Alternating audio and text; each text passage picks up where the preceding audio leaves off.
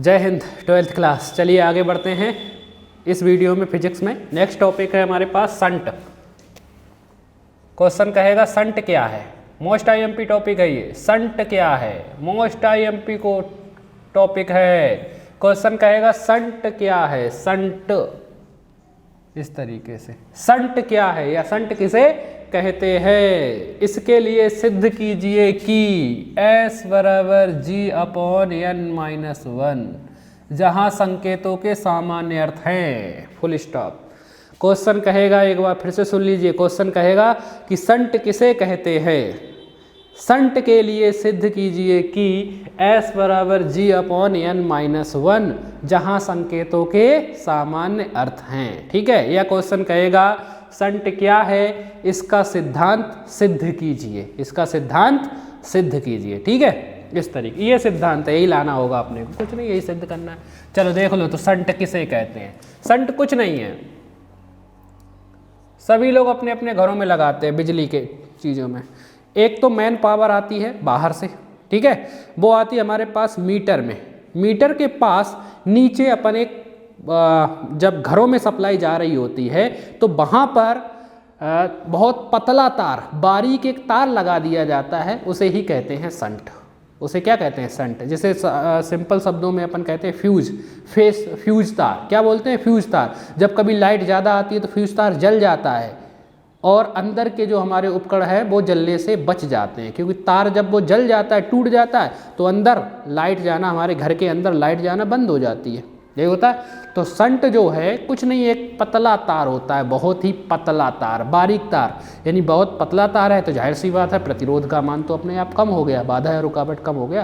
तो जब कभी भी बहुत तेज कभी लाइट आ जाती है तो वो तार जल जाता है, टूट जाता है और अंदर हमारे घरों में अंदर जाना, लाइट जाना बंद हो जाता है। ठीक है, वही होता है संट।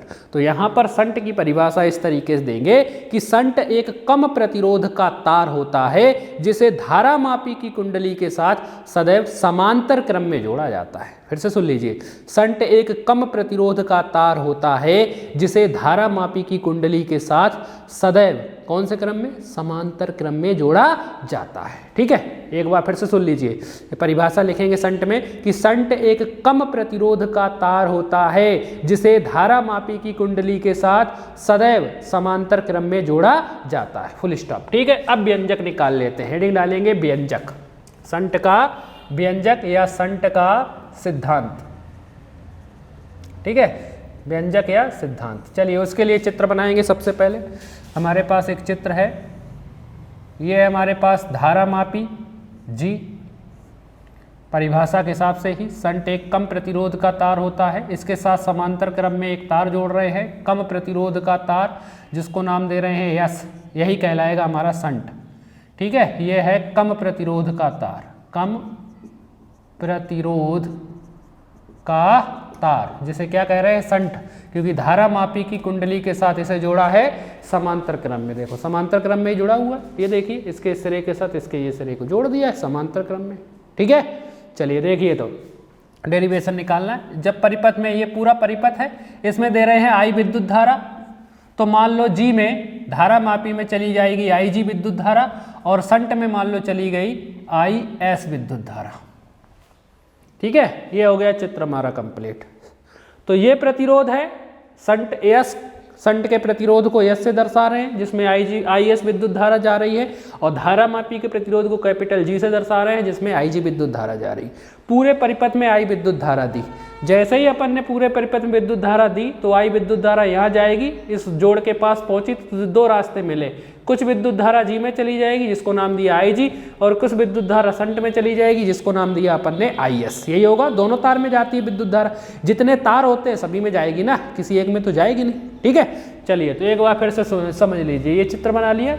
सबसे पहले परिभाषा, फिर हेडिंग डालेंगे संट का सिद्धांत और ये चित्र बना लेंगे। ठीक है, चलिए अब अपन क्या लिखेंगे, वो अपन लिखेंगे कि माना कि संट का प्रतिरोध कैपिटल S, संट का प्रतिरोध कैपिटल एस और धारा मापी का प्रतिरोध कैपिटल जी है। माना कि संट का प्रतिरोध कैपिटल एस और धारा मापी का प्रतिरोध कैपिटल जी है। जब परिपथ में आई एम्पियर की विद्युत धारा प्रवाहित की जाती है तब संट में आई एस और धारा मापी में से आई जी विद्युत धारा प्रवाहित होने लगती है। ठीक है, फिर से सुन लो क्या लिखेंगे। माना कि संट का प्रतिरोध कैपिटल एस और धारा मापी का प्रतिरोध कैपिटल जी है। जब परिपथ में आई एम्पियर की विद्युत धारा प्रवाहित की जाती है तो संट में आई एस तथा धारा मापी में आई जी विद्युत धारा प्रवाहित होने लगती है। ठीक है, तब क्या लिख सकते हैं, तब आई बराबर लिख सकते हैं, इस तरफ लिख लूं, आई बराबर लिख सकते हैं आई एस प्लस आई जी।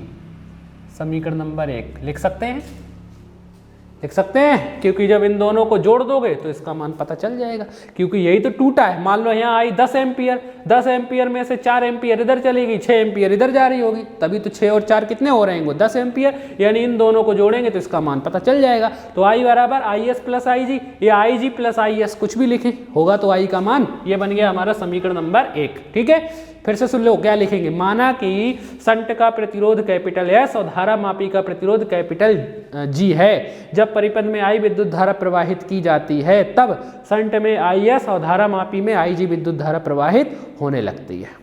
ठीक है, तब आई बराबर आ जाएगा आई एस प्लस आई जी। ठीक, चलिए अब आगे बढ़ते हैं। अब लगाएंगे ओम का नियम। ओम के नियम से अपन संट एस के सिरों पर उत्पन्न विभवांतर निकालने वाले हैं। संट एस के सिरों पर उत्पन्न विभवांतर, विभवांतर, ओम का नियम V बराबर आई आर, विद्युत धारा और प्रतिरोध का गुणनफल विभवांतर कहलाता है।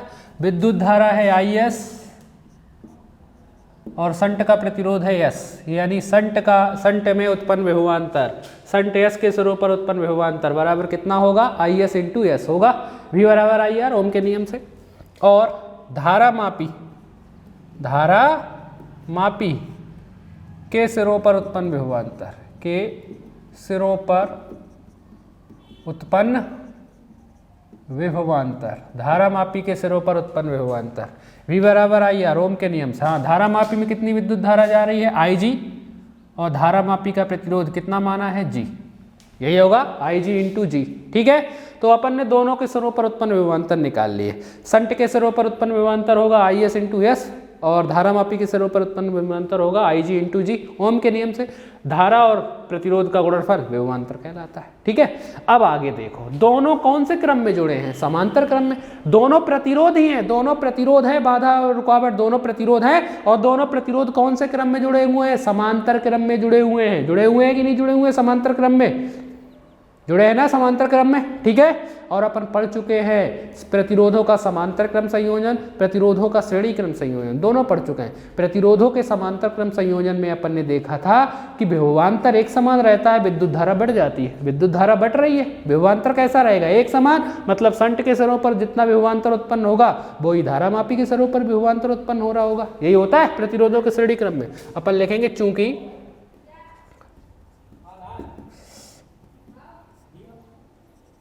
संट तथा धारा मापी समांतर क्रम में जुड़े हैं, समांतर क्रम में जुड़े हुए हैं, तब हमें पता है दोनों के सिरों पर उत्पन्न विभवांतर समान होगा।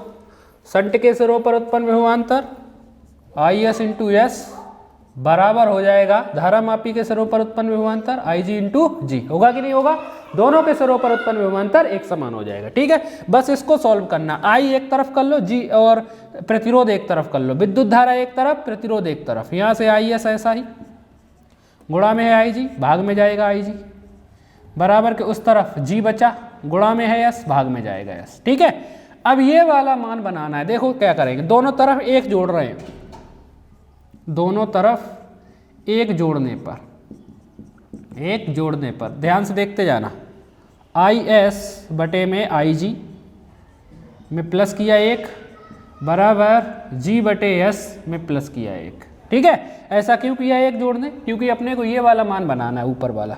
चलिए देखिए भिन्न है कैसे सॉल्व होंगी, एलसीएम लेकर, एक के बटे कुछ नहीं, एक आई जी और एक का एलसीएम आई जी आएगा, त्रियक गुणा, एक का गुणा आई एस में करोगे तो आई एस प्लस आई जी का गुणा एक में करोगे तो आई जी बराबर, इधर भी भिन्न है, एलसीएम लेकर सॉल्व करें, एलसीएम आएगा एस, ऊपर आएगा जी प्लस एस का गुणा एक में होगा तो एस, ऐसा ही आ जाएगा।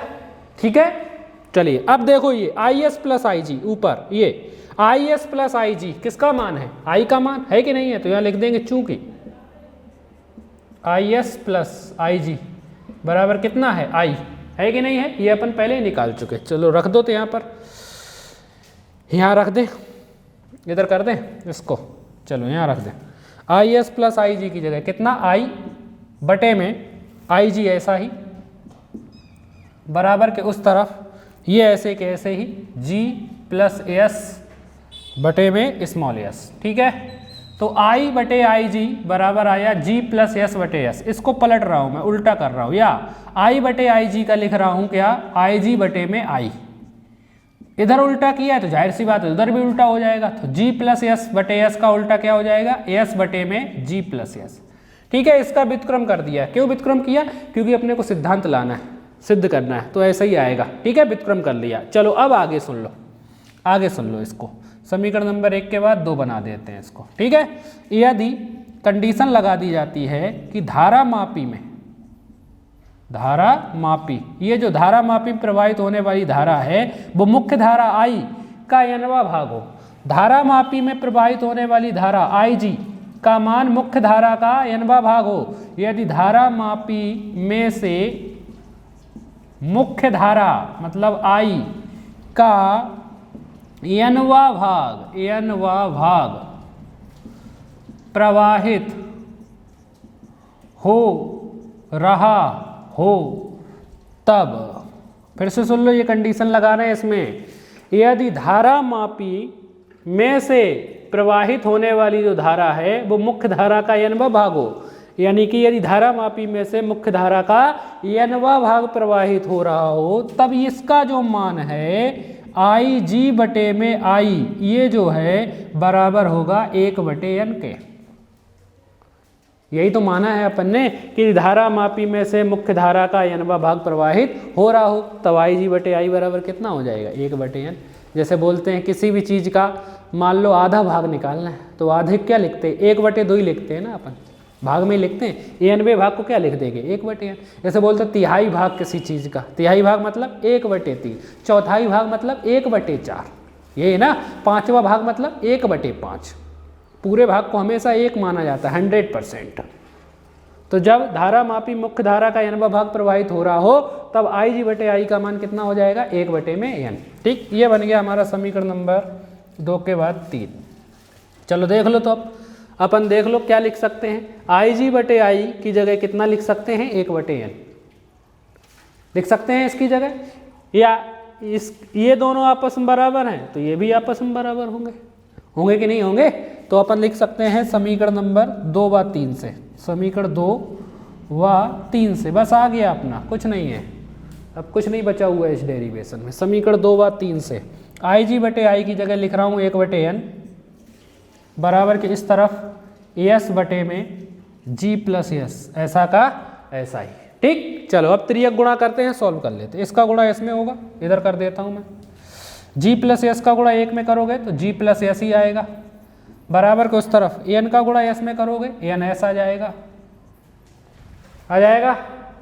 अब एस वाले एक तरफ कर लो, यहाँ जी ऐसा ही, बराबर को उस तरफ एन एस प्लस का एस उधर जाकर माइनस का एस हो जाएगा, जी बराबर दोनों में से देखो एस कॉमन आ रहा है, एस लिया कॉमन, यहाँ बचा एन माइनस यहाँ पर बचा 1, ये बचा गुणा में है, किस में जाएगा, भाग में, या एक स्टेप और ऐसे बढ़ा दो, या इसके बराबर ये या इसके बराबर ये, एस इंटू एन माइनस 1 बराबर जी, यही गुणा में है एन माइनस 1 तो भाग में जाएगा, यानी एस बराबर आएगा जी बटे में एन माइनस 1। देखो यही सिद्ध करना था, संट का सिद्धांत यही था, ये बोला था यही सिद्ध करने के लिए, ये हो गया सिद्ध अपना।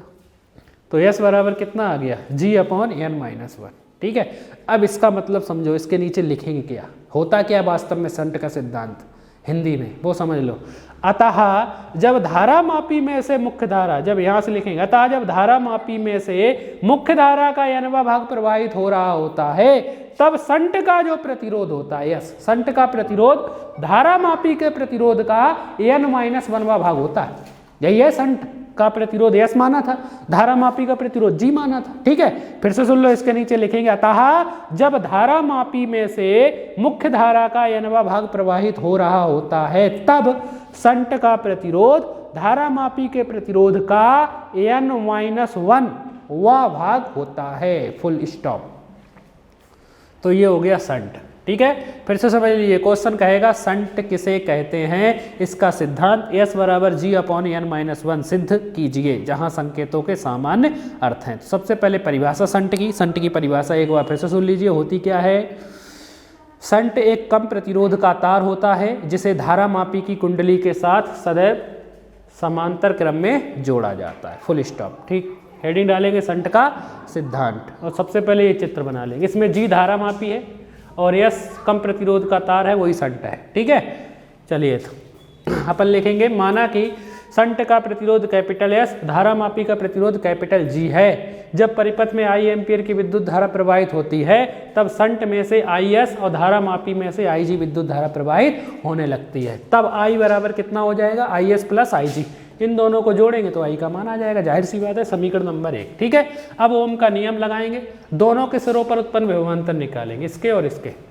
ठीक है, ओम के नियम से संट S के सिरों पर उत्पन्न विभवांतर, ओम का नियम V बराबर IR, विद्युत धारा और प्रतिरोध का गुणनफल विभवांतर कहलाता है। विद्युत धारा ये और प्रतिरोध ये, यानी संट के सिरों पर उत्पन्न विभवांतर V बराबर कितना होगा, IS इंटू S, होगा कि नहीं होगा। अब धारा मापी के सिरों पर उत्पन्न विभवांतर बराबर कितना हो जाएगा, IG इंटू G, क्योंकि इसमें विद्युत धारा IG जा रही, प्रतिरोध G है हमारे पास। ठीक, अब आगे देख लो, संट और धारा मापी दोनों कौन से क्रम में जुड़े हैं, समांतर क्रम में। दोनों प्रतिरोध जुड़े हैं समांतर क्रम में, और पहले ही अपन पढ़ चुके हैं प्रतिरोधों का समांतर क्रम संयोजन। प्रतिरोधों के समांतर क्रम संयोजन में विभवांतर एक समान रहता है, विद्युत धारा बढ़ती है, जैसा इसमें दिख रहा है, विद्युत धारा बढ़ रही है लेकिन विभवांतर एक समान रहेगा। तो वही लिख दिया, चूंकि संट तथा धारा मापी समांतर क्रम में जुड़े हुए, तब विभवांतर एक समान होगा। संट के सिरों पर उत्पन्न विभवांतर बराबर होगा धारा मापी के सिरों पर उत्पन्न विभवांतर। बस इसी को सॉल्व करना है। IS इंटू S बराबर IG इंटू G। I एक तरफ कर लो विद्युत धारा, प्रतिरोध एक तरफ कर लो। IS SI गुणा में था IG, भाग में आया बराबर, उधर G SI गुणा में था S, भाग में आया। दोनों तरफ एक जोड़ देते हैं, इधर भी एक जोड़ा, इधर भी एक जोड़ा। ये देखो भिन्न है, एलसीएम लेकर सॉल्व। IG एलसीएम आया, ऊपर IS SI प्लस IG का गुणा एक में करोगे IG, इधर भी S एलसीएम आया, ऊपर G SI, S का गुणा एक में किया S। ऐसा करने पर देखो ये बन गया IS plus IG, IS plus IG क्या है, I है कि नहीं है। तो इसकी जगह अपन ने क्या रखा, I, नीचे IG SI बराबर को उस तरफ G प्लस S बटे में S SI। ठीक है, अब इसका उल्टा कर दिया, I बटे IG का उल्टा क्या हो जाएगा, IG बटे I। इधर उल्टा किया, जाहिर सी बात है उधर भी उल्टा करना पड़ेगा, दोनों तरफ व्युत्क्रम करना पड़ेगा। तो G प्लस S बटे S का उल्टा क्या हो जाएगा, S बटे G प्लस S। ठीक है, अब यहाँ कंडीशन लगा दी जाएगी कि यदि धारा मापी में से मुख्य धारा का n-वां भाग प्रवाहित हो रहा हो, यानी कि IG बटे I का मान कितना हो, 1 बटे n हो। ठीक है, समीकरण नंबर 3 देखो, दोनों ही इसके मान है, या IG बटे I की जगह 1 बटे n लिख सकते हैं। तो समीकरण 2 व 3 से इसकी जगह 1 बटे n लिखा, बराबर कुछ तरफ S बटे G S SI। बस त्रियक गुणा करके सॉल्व, G प्लस S का गुणा 1 में किया तो G प्लस S बराबर कुछ तरफ n का गुणा S में हुआ तो NS। S वाले एक तरफ कर लो G SI, NS SI, plus का S उधर जाकर माइनस का S G SI, दोनों में से S कॉमन दिख रहा था, तो यहाँ से S गया तो n बचेगा, यहाँ से S गया तो 1 बचेगा। ठीक है, तो या S माइनस n माइनस 1 बराबर G, S का मान निकालना है, गुणा में है n माइनस 1 तो भाग में पहुंचा दिया n माइनस 1, यानी S बराबर आ गया G अपॉन n माइनस 1 आ गया। तो नीचे लिखेंगे अतः जब धारा मापी में से मुख्य धारा का n-वां भाग प्रवाहित हो रहा हो, तब संट का प्रतिरोध धारा मापी के प्रतिरोध का n-1वां भाग होता है, फुल स्टॉप। ठीक है, तो ये हो गया संट का सिद्धांत। अब क्वेश्चन कह देता है इसके लाभ बताइए, संट के लाभ। तो पहला सुन लीजिए लाभ, संट लगाने से एक तो ये जो धारा मापी होती है, धारा मापी जो होता है, इसकी कुंडली क्षतिग्रस्त होने से बच जाती है।